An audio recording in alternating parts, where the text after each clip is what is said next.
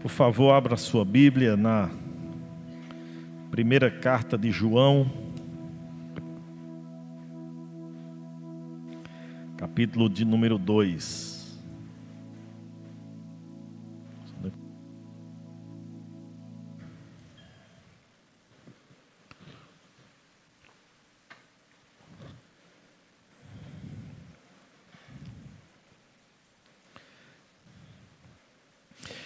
Meus irmãos, eu quero hoje à noite falar sobre o tema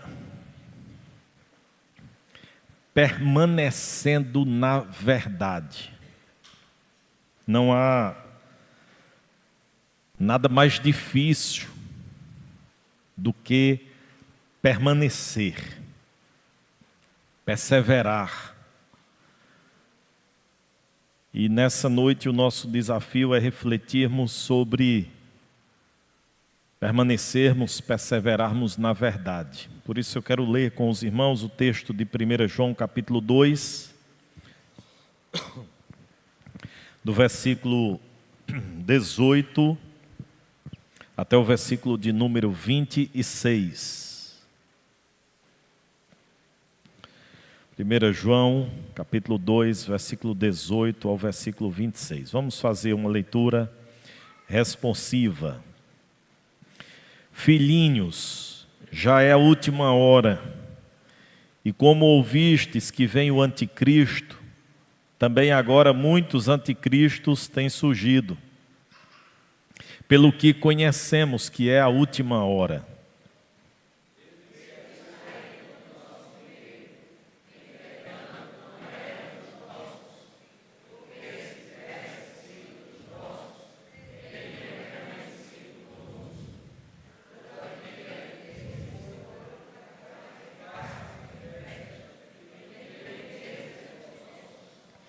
E vós possuís unção que vem do Santo, e todos tendes conhecimento.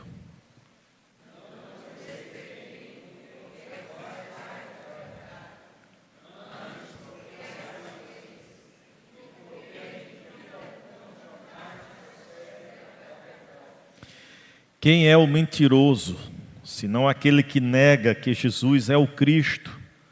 Este é o anticristo, o que nega o Pai e o Filho.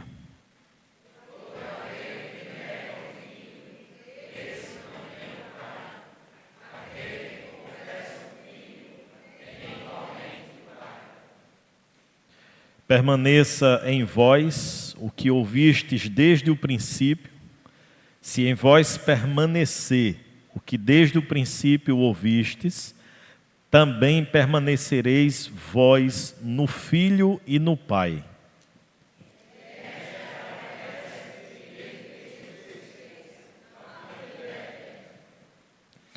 Isto que vos acabo de escrever é acerca dos que vos procuram enganar. Amém, queridos irmãos. Queridos, está ficando cada vez mais em desuso o papel moeda, ou seja, o dinheiro em espécie. Com a popularização do Pix, as transações eletrônicas se intensificaram, aumentaram, de modo que nós temos hoje muita dificuldade de utilizar dinheiro em espécie, papel moeda. Aquelas notas de 2, de 5, de 10, de 20, de 50, de 100, de 200. Como também as moedinhas de centavos, ou até mesmo de R$1.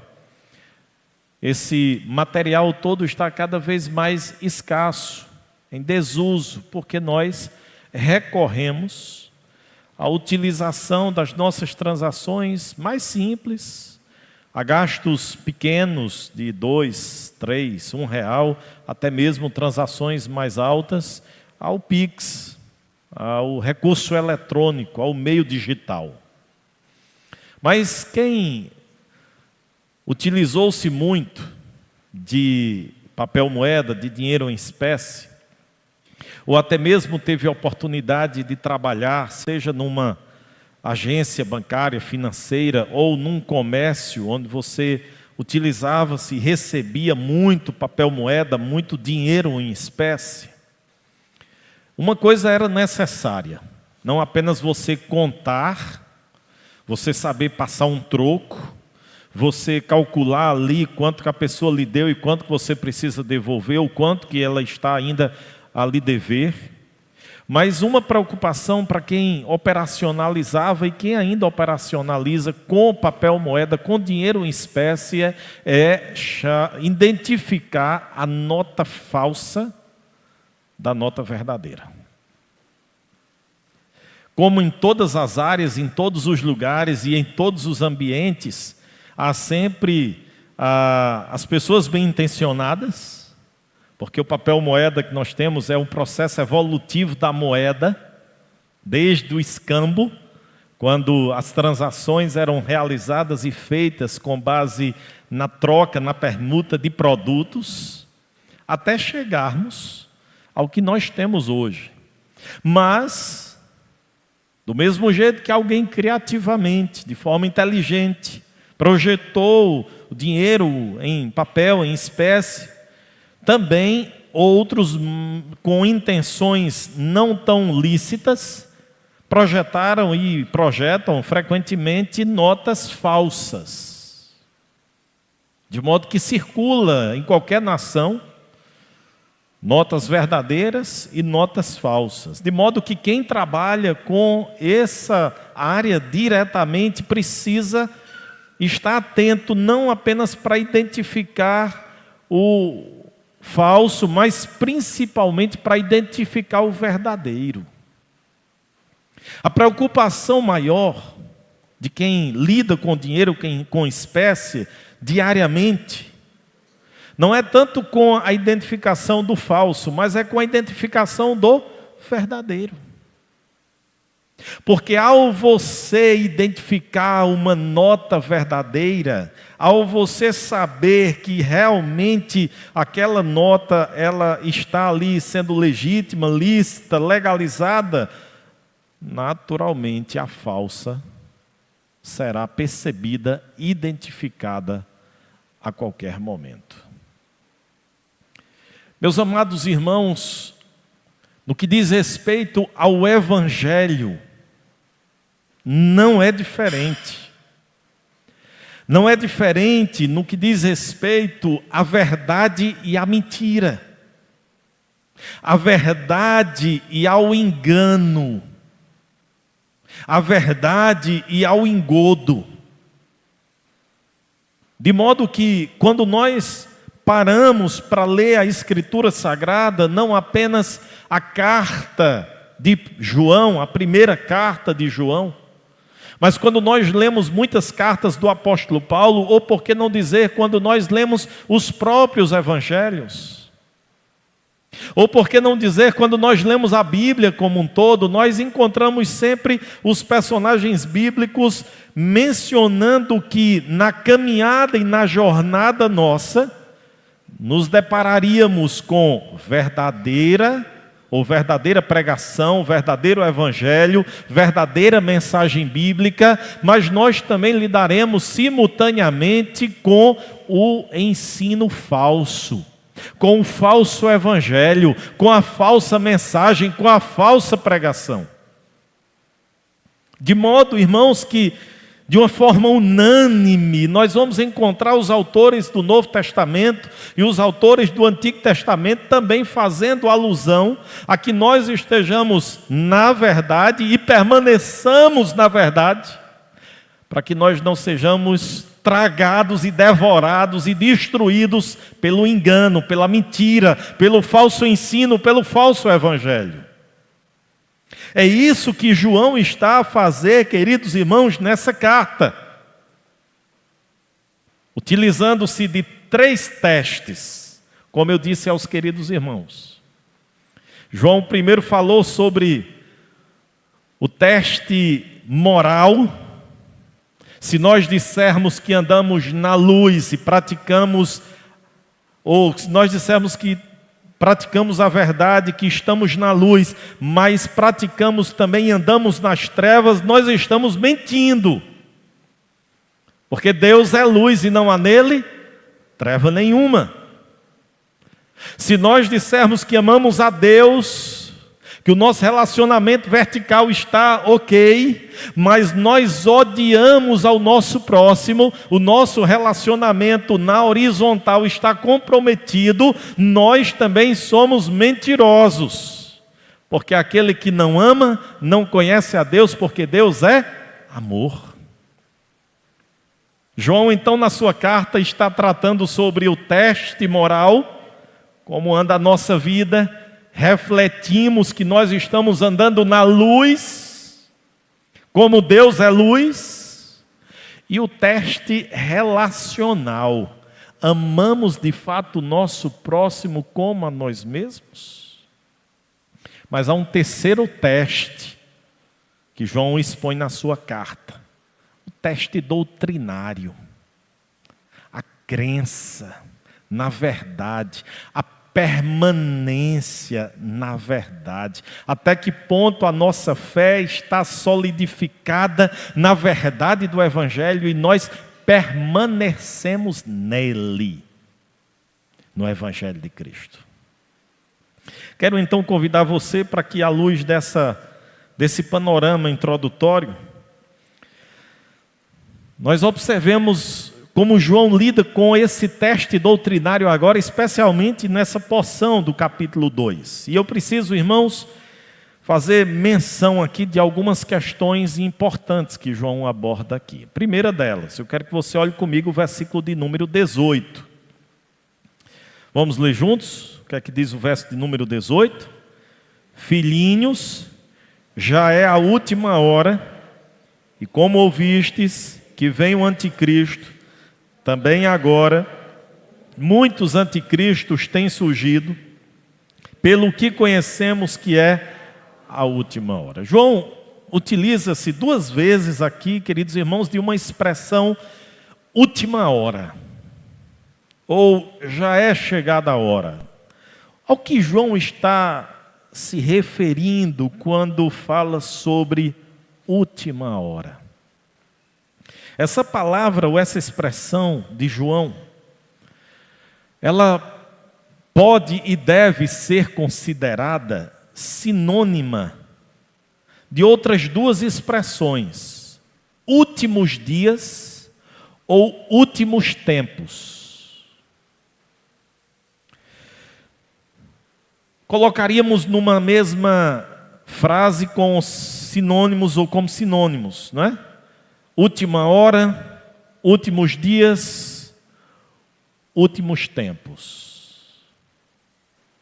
Todas essas três expressões transmitem a mesma ideia. Qual é a ideia transmitida por essas palavras? Aqui, últimos dias, última hora ou últimos tempos, está se referindo a um período de tempo entre a primeira vinda de Cristo e a segunda vinda de Cristo. A preocupação do apóstolo João ao utilizar-se dessa expressão, inclusive, nem é muito tratar sobre a cronologia, mas sobre o fato. O fato é que entre a primeira vinda de Cristo e a segunda vinda de Cristo, algumas características, alguns sinais serão manifestados, evidenciados. Dentre eles, a aparição do anticristo, ou do homem da iniquidade, do abominável da desolação, que são também termos que estão aí como sinônimos no sentido de fazer referência a uma força opositora ao governo e à autoridade, ao reino de Cristo. De modo, irmãos, que João aqui está dizendo que entre a primeira vinda de Cristo e a segunda vinda de Cristo, no que a teologia chama de o já e o ainda não, Já desfrutamos de bênçãos decorrentes da obra redentora de Jesus na cruz do Calvário, mas ainda não em sua plenitude e totalidade, pois alguns benefícios dessa obra só serão vivenciados na consumação dos séculos. Quando Jesus vier a segunda vez, e será uma vinda única, não será uma vinda parcial, invisível, mas pelo contrário, uma vinda visível, manifesta, corpórea, onde Jesus de fato instaurará o seu reino e a sua justiça de uma vez por todas. Mas João usa e trata aqui sobre um segundo aspecto que ainda encontramos no versículo de número 18, com duas palavras, uma no singular e outra no plural: anticristo e anticristos. Vamos pensar um pouquinho sobre essas palavras também. A primeira, queridos, é uma referência que João faz a uma figura, a uma imagem, a um personagem que não apenas imita a Cristo,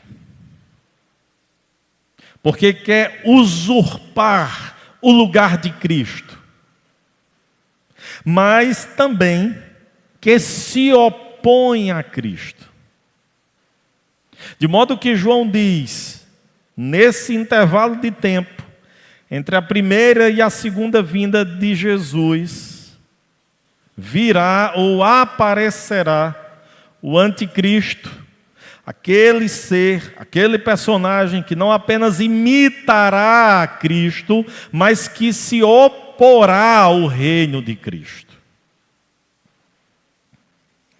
Segunda palavra está no plural, anticristos, de João.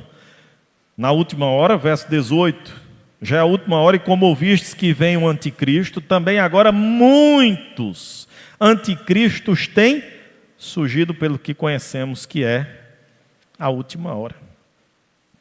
A referência de João aos anticristos é diretamente aos falsos mestres, os gnósticos, ou os que ensinavam o gnosticismo ou o embrião do gnosticismo. Falsos mestres, falsos profetas, falsa mensagem, falso evangelho. E João diz que os anticristos estão sendo manifestados entre aqueles irmãos ali da Ásia Menor.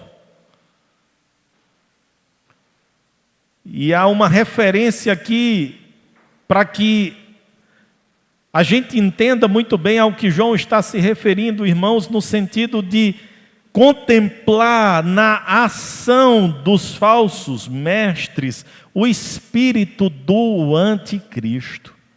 Ou seja, de engano, de mentira, de engodo, de ilusão, de falsa mensagem. Ora, se o anticristo é essa figura que não apenas tenta imitar Cristo, mas que se opõe a Cristo, os anticristos, e para fazer isso o anticristo se valerá da mentira, se valerá do engano, para iludir a muitos. De modo que os anticristos, ou seja, o espírito do anticristo, está presente na vida dos falsos mestres, que de maneira similar estão tentando iludir e enganar a igreja, o povo de Deus que foi alcançado pelo verdadeiro evangelho. O reverendo Augustus comenta dizendo que o anticristo aparecerá no final da última hora. Contudo, agora ele age mediante a atividade dos falsos mestres. Ora, irmãos, a nossa crença escatológica é amilenista. Ou seja, nós não cremos no arrebatamento da igreja. de uma forma invisível, sutil. Nós cremos no arrebatamento quando o advento da segunda vinda de Cristo acontecer. Quando Ele vier, como escreve Paulo a sua carta aos Tessalonicenses, nós aguardaremos os mortos serem ressuscitados primeiro, depois nós, os vivos, transformados seremos e seremos tomados nos ares pelo Senhor, para que concomitantemente aconteçam a glorificação, a ressurreição dos corpos, o juízo final e o novo céu e a nova terra.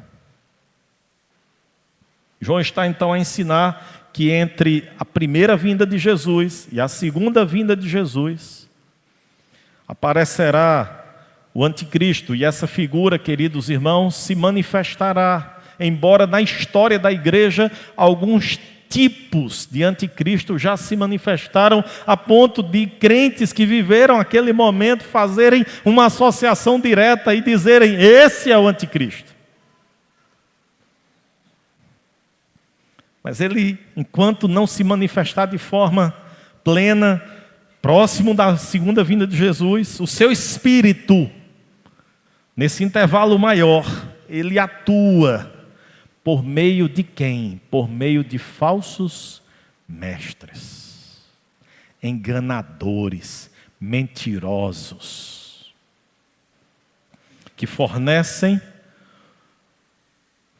que prometem algo que não podem cumprir posteriormente. Qual era o conteúdo dos falsos mestres? Irmãos, o conteúdo dos falsos mestres é a mentira, é o engano. Mas aqui na passagem específica que nós estamos lendo, João trata sobre o conteúdo. Olhe comigo agora o versículo de número 21 em diante, para a gente ver qual é o conteúdo dos falsos mestres aqui em 1 João. Leia, por favor, a partir do verso 21.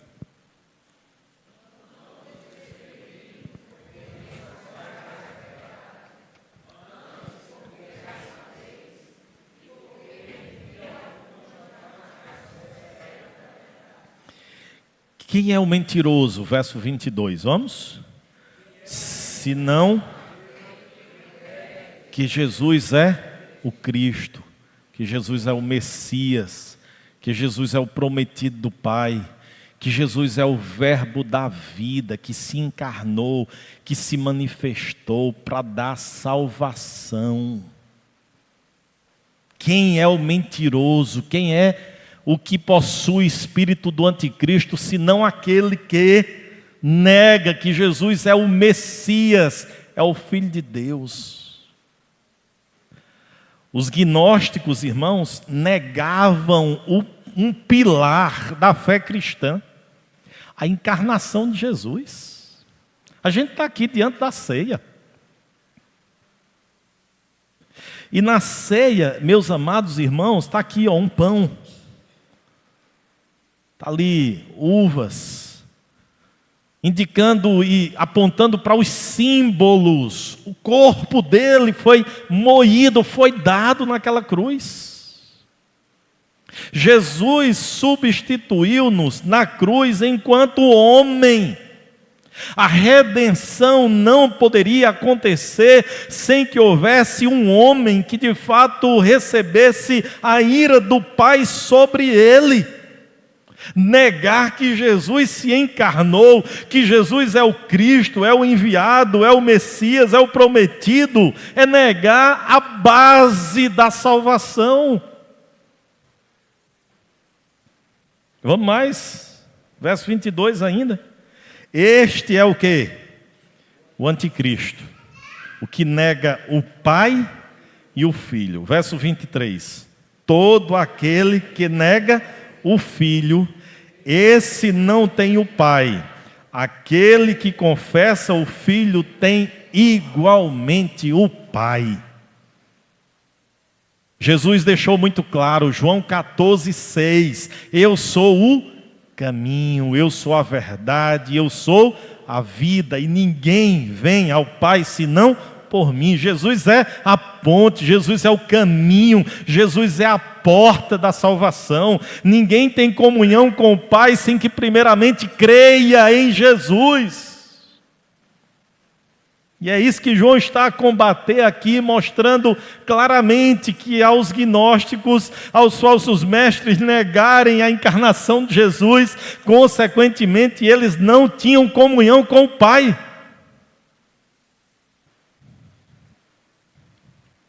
Mas João prossegue, irmãos, esmiuçando o que acontece mais com os falsos mestres, não apenas o conteúdo da mensagem deles, mas o que a eles acontece como resultante. Abandonam a noiva do Cordeiro. Olha o versículo de número 19, o que é que nos diz o texto, irmãos?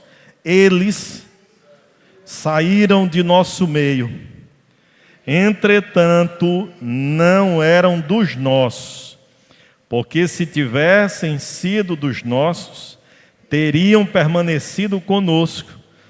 Todavia, eles se foram para que ficasse manifesto que nenhum deles é dos nossos. Vejam que João aqui deixa claro que os falsos mestres não surgem lá fora, os falsos mestres surgem do seio da igreja. E isso lhes é necessário para que suas obras fiquem manifestas. E para que fique claro que eles não permaneceram na verdade. Pelo contrário, eles são apenas enganadores, dissimulados, que estavam inseridos no meio da igreja, tentando desviá-la da verdade do Evangelho de Jesus. Mas João fala só sobre o aspecto negativo dos falsos mestres? Não. João agora nos mostra, irmãos, o que acontece com os verdadeiros discípulos de Jesus. E eu quero destacar pelo menos 2 aspectos aqui. Primeiro, os verdadeiros discípulos de Jesus, eles são possuidores de uma segurança inabalável. Leia comigo o versículo de número 20, porque João disse no 19, eles saíram do meio da gente, eles abandonaram a noiva do Cordeiro. Lhes era necessário acontecer isso para que as suas obras fiquem manifestas. Mas olha o que ele diz no verso 20, vamos juntos? E vós, possuís unção que vem do Santo, e todos tendes conhecimento. João está aqui a dizer, queridos irmãos, que os discípulos de Jesus recebem uma proteção dada pelo próprio Deus contra os falsos mestres, e essa proteção é uma unção. É importante, irmãos, que a gente esclareça esse tópico aqui na vida da igreja. Porque o que é unção? No Antigo Testamento, havia uma prática de ungir. Quem era ungido? Eram ungidos os sacerdotes, os profetas e os reis. Os 3 ofícios que haviam no Antigo Testamento.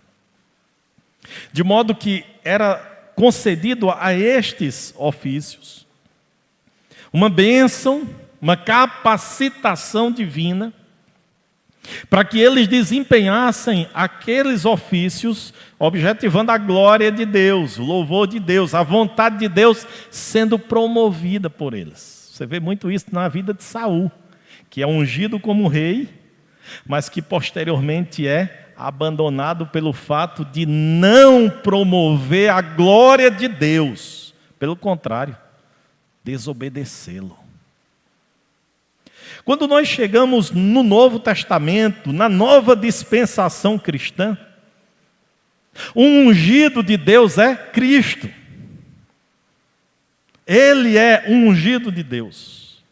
Mas na nova dispensação, quando Cristo é levado às alturas, é assunto aos céus. O Pai derrama sobre os discípulos dele a unção. E o que é essa unção, queridos irmãos? É a presença, a habitação do Espírito Santo, que faz com que não apenas creiamos no Evangelho, mas faz também com que perseveremos no Evangelho, porque o Espírito atua em nós, e a expressão do apóstolo Paulo escrevendo aos Efésios é que depois que nós ouvimos a mensagem do Evangelho, cremos no Evangelho, nós fomos selados com o Espírito Santo da promessa, o qual é o penhor, é a garantia do nosso resgate. Paulo está dizendo, olha, a partir do momento em que você crê, em que você se arrepende, em que você recebe Cristo como Senhor e Salvador de sua vida, você é marcado, é carimbado, é selado, é ferrado com o Espírito Santo, e Ele habita em vós, e em vós permanecerá até o fim. Irmãos, essa é a segurança do crente. É saber que ele é habitado pelo Espírito. É saber que ele é guardado, segurado, mantido pelo Espírito Santo de Deus. E é uma segurança inabalável. Por isso que os falsos mestres abandonam a noiva do Cordeiro. Mas os verdadeiros discípulos de Jesus permanecem vivenciando a experiência da noiva do Cordeiro até o fim da jornada, porque eles são ungidos, eles são capacitados, habitados pelo Espírito Santo de Deus, que neles habita e ajuda e auxilia para que eles perseverem a jornada até o fim. Por outro lado, irmãos, a soberania de Deus. Nas palavras do reverendo Robson ontem à noite, as verdades que nunca podem ser esquecidas, ou devemos nos lembrar daquilo que nunca pode ser esquecido.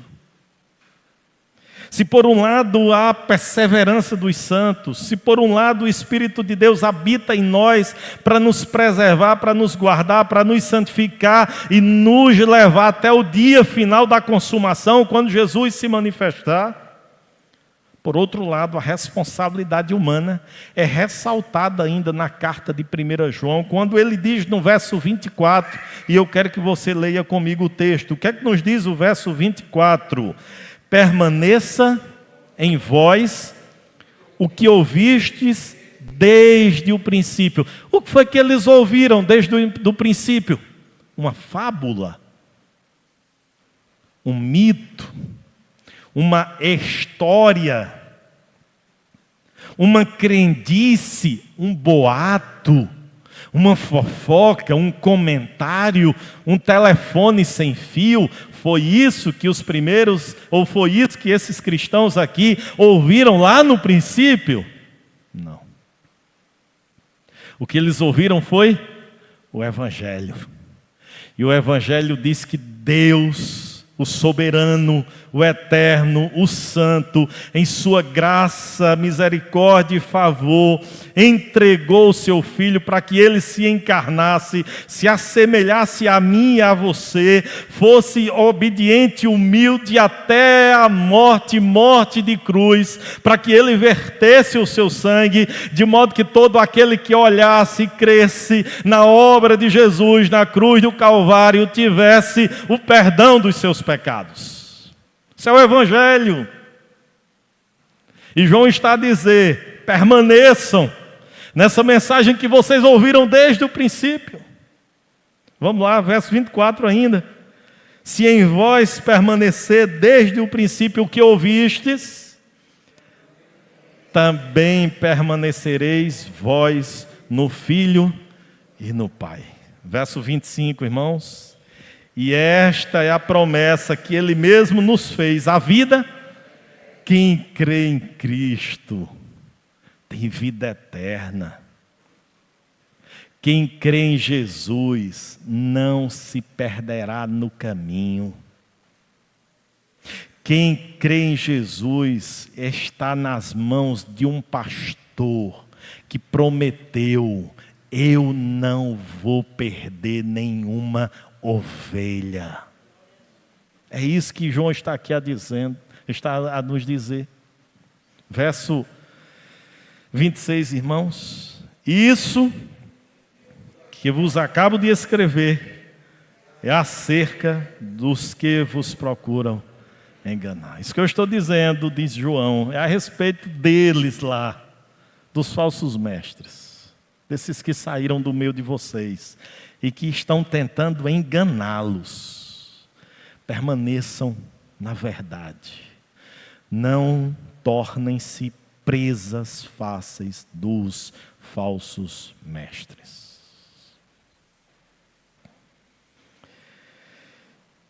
Meus irmãos, eu creio que essas verdades nos permitem aprender algumas lições. E eu gostaria de iniciar essas aplicações citando um videozinho que eu ouvi essa semana.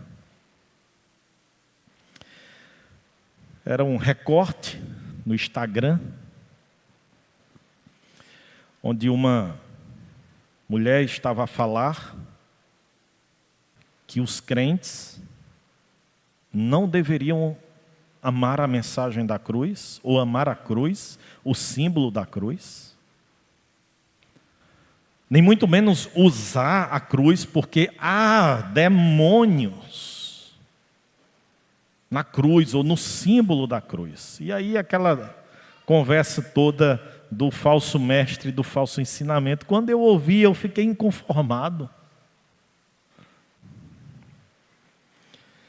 Porque, irmãos, que mensagem nós amamos mais do que a mensagem da cruz? Que símbolo melhor expressa o cristianismo senão a cruz? Por isso que John Stott diz que não há símbolo, embora o cristianismo utilizou-se de vários, não há símbolo maior que expresse o cristianismo do que a cruz. Claro que a cruz sem o Cristo pendurado, porque ele não está lá. Mas a cruz é uma referência ao centro, ao cerne, ao coração do Evangelho, à obra de Cristo. Você pode usar numa lapela, num pingente, num brinco, num layout da igreja, porque não há nenhum problema, a cruz é o cerne do Evangelho, é a obra de Cristo. Ela nos remete imediatamente ao que Jesus fez por nós. Mas o que eu queria enfatizar, queridos, é cuidado com o que nós estamos ouvindo e de quem nós estamos ouvindo. Eu tenho absoluta certeza de que os irmãos não escutam apenas a mim, como pastor de vocês. Eu tenho absoluta certeza que os irmãos escutam inúmeros outros pregadores. Mas tenhamos cuidado, porque aparecem falsos mestres, falsos profetas, que eu costumeiramente digo que nós não sabemos a identidade e o CPF desses indivíduos, com uma mensagem doce, sutil, sorrateira, encantadora, sedutora, mas que na verdade é mentirosa, enganadora. Então tenha cuidado. O que nós precisamos, irmãos, não é de novidade doutrinária. Eu lembro-me bem quando eu cheguei aqui na igreja e falávamos do processo de revitalização e dizia eu que nós não iríamos fazer absolutamente nada diferente. Ou não iria ensinar nada absolutamente diferente do que a própria Bíblia já não nos ensina, porque nós não precisamos de inovações doutrinárias.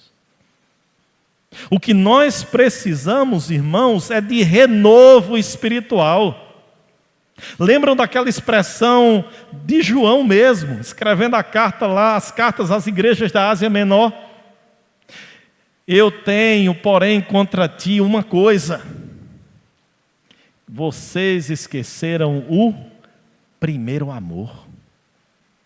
Por isso voltem as práticas das primeiras obras. O que nós precisamos, irmãos, é pedir que o Senhor renove-nos espiritualmente, que Ele reacenda, que Ele reavive o nosso amor, o nosso anseio pela Sua presença, pelo Seu reino, pela Sua vontade, pela Sua palavra, para que em tudo nós vivamos para a glória dEle. Estejamos firmados, irmãos, e essa é a segunda aplicação que eu gostaria de fazer, no Senhor Jesus. Ele é o autor e o consumador da nossa fé. Não coloque a sua fé, a sua esperança em homens. Homens são falíveis. Homens são sujeitos à queda, ao fracasso, à ruína, seja fracasso e ruína moral, seja fracasso e ruína doutrinária e teológica.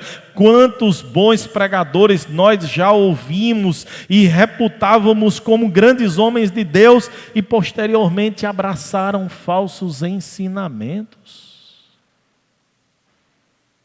A minha fé e a sua fé deve estar fortalecida em Jesus. Olhe para Jesus, olhe para Jesus. E lembre-se, os falsos mestres saem do nosso meio. Eles não vêm de fora. Eles saem do próprio meio da igreja. Fica atento. Cresçamos, irmãos, no conhecimento da palavra de Deus. Leia bons livros, leia a Bíblia, leia teologia, faça um bom curso bíblico, hoje tem na internet disponível.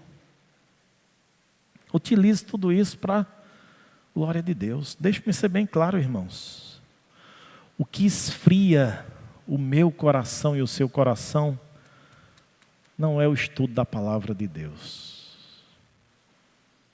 Essa história de que, se eu for estudar muito a Bíblia, eu vou ficar frio. Se eu for estudar teologia, eu vou esfriar o meu coração. O que esfria o meu coração e o seu coração é o pecado. Ele é que endurece. Ele é que nos torna insensíveis. Ele é que nos faz lenientes, passivos, com os desmandos e a promoção das obras da carne. Ele é que nos faz aceitarmos tudo em nome do amor ou em nome do politicamente correto. Não é a palavra nem o estudo dela, muito pelo contrário. O estudo da palavra de Deus, o estudo da lei de Deus, aquece o nosso coração, inflama o nosso coração, aumenta e fortalece a nossa fé, para que a gente continue firmado e permanecendo na verdade. Somos uma igreja herdeira da reforma, somos uma igreja que reportamos-nos aos 5 solas. Somos uma igreja que a Escritura é a nossa única regra de fé e prática. E eu concluo dizendo que só há uma forma de você identificar a nota falsa. É conhecendo a nota verdadeira. Só há uma maneira de você conhecer o falso evangelho, o engano e a mentira. É você conhecendo o verdadeiro evangelho. E o verdadeiro evangelho é de um Deus gracioso, que enviou seu Filho, para que todo aquele que nele crê, não pereça, mas tenha a vida eterna. Amém. Louvado seja o nome do Senhor. A gente pode orar, irmãos? Você pode agradecer a Deus pela obra dele. você pode reconhecer que talvez tenha trilhado pelo caminho do engano e hoje à noite é uma noite de você reendireitar e aprumar pela verdade. Você pode hoje à noite ter a oportunidade também de, ao enxergar essa grandiosidade do Evangelho, confessar Cristo em sua vida, arrepender-se dos seus pecados e de uma maneira humilde, clamar e suplicar a Ele: Jesus, filho de Davi, tem misericórdia da minha vida. Deus soberano, Deus grandioso, Deus gracioso, nós bendizemos o Teu nome, Senhor. Nós Te agradecemos pela Tua palavra e louvamos porque os nossos olhos foram abertos pelo Teu Espírito que em nós habita e conseguimos enxergar a verdade do Evangelho. Por isso suplicamos-Te, ó Deus, que o Senhor, se porventura há olhos vendados pelo pecado, pelo engano, pela mentira, que o Teu Espírito esteja tirando essa venda, que o Teu Espírito esteja quebrantando corações e vidas, para que hoje à noite seja noite de salvação, seja noite de arrependimento, seja noite de proclamação e declaração de fé em Ti. Por isso, Deus, faz isso para o louvor da Tua glória. Abençoa-nos, ó Pai, para que nós não sejamos seduzidos pela mentira, pelo engano. Faz com que nós permaneçamos na verdade, o Teu Espírito em nós habitando, mas por outro lado, nós também, ó Deus, buscando ao Senhor, estudando a Tua palavra, lendo a Tua palavra, meditando nela dia e noite. Deus, que a Tua soberania não anule a nossa responsabilidade humana, mas que também, ó Deus, a nossa fragilidade humana seja vencida, seja superada pelo poder do Teu amor, pela Tua soberana vontade de nos salvar e nos fazer perseverarmos até o fim. Abençoa-nos, ó Pai, tem misericórdia de nós. Nós Te pedimos em nome de Jesus.